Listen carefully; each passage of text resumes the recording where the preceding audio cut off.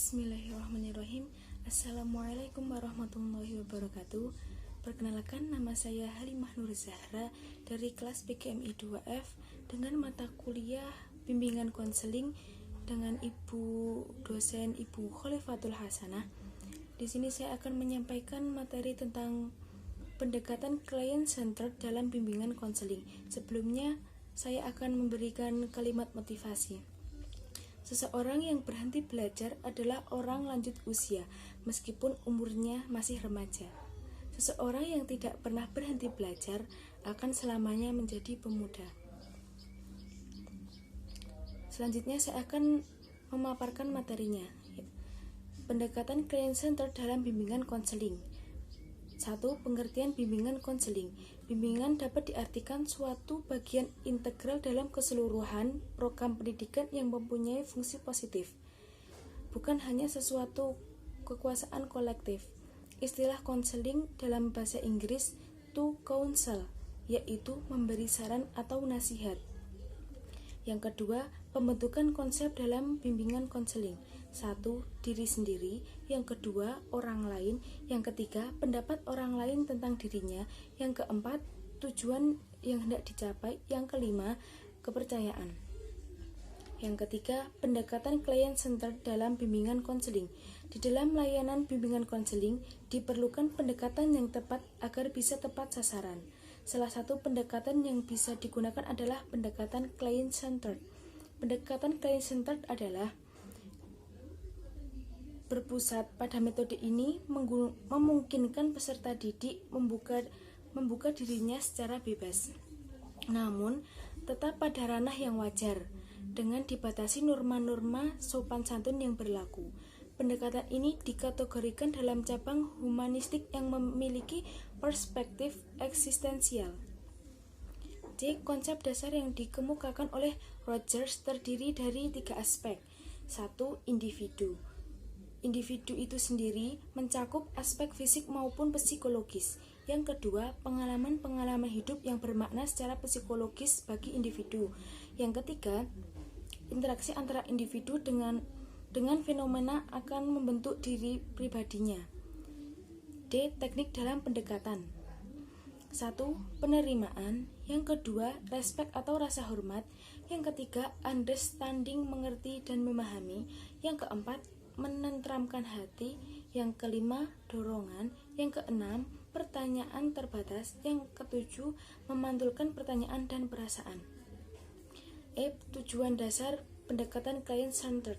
1. Memiliki keterbukaan terhadap pengalaman. Yang kedua, kepercayaan pada diri sendiri. Yang ketiga, mencapai pada diri sendiri tentang jawaban atas masalah eksistensi diri. Yang keempat, keinginan yang berkelanjutan untuk berkembang. Langkah-langkah proses konseling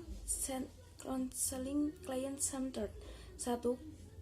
Klien datang sendiri kepada konselor untuk mendapatkan bantuan. 2. Penentu situasi dan kondisi yang cocok untuk pemberian bantuan. Yang ketiga, konselor menerima, mendengar, mengenal dan memperjelas perasaan negatif yang ada pada diri klien. Yang keempat, konselor memberikan kebebasan untuk mengungkapkan perasaan. G. Kelebihan model pendekatan client centered. A. Pemusatan pada klien bukan pada terapis. B. Lebih menekankan pada sikap terapis daripada teknik. C. Penekanan emosi, perasaan dan afektif dalam terapi. D. Klien merasa mereka dapat mengekspresikan dirinya secara penuh ketika mereka mendengarkan dan tidak dijustifikasi. Berikut materi dari jurnal Counseling, jurnal bimbingan konseling dengan judul Model Pendekatan Konseling Client Centered dan Penerapannya dalam Praktik, volume 6. 1. Client Centered sebagai model pendekatan dalam konseling. A.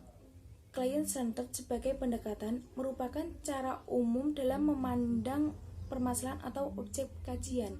Yang kedua, client centered sebagai tujuan konseling merupakan harapan yang ingin dimiliki setelah proses konseling berlangsung.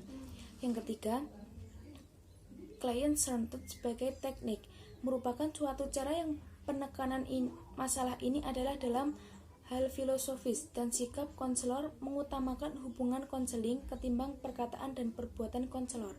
Yang kedua, keterbatasan pendekatan client-centered. Kurangnya kekonkretan dalam proses konseling lebih efektif ketika menggunakan bahasa verbal. Dan dengan klien yang cerdas, mengabaikan faktor ketidaksadaran dan insting naluri, berusaha dan berurusan dengan hal-hal yang ada di permukaan. Yang ketiga, hasil konseling. Berdasarkan hasil riset, beberapa hasil konseling antara lain: A. Peningkatan dalam penyesuaian psikologis. B. Tingkat hubungan yang lebih besar antara gambar diri dan ideal diri. C. Secara emosional lebih matang dan lebih kreatif.